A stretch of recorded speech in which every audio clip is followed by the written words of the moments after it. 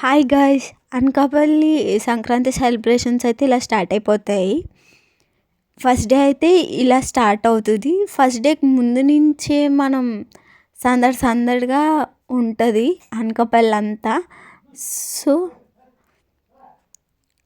Next అయితే Bhogi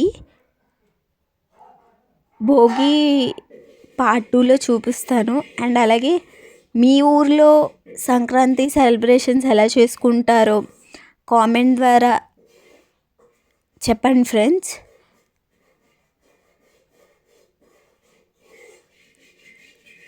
and follow అయితే చేయండి మోర్ వీడియోస్ కోసం. నెక్స్ట్ అయితే మీట్ అవుదాం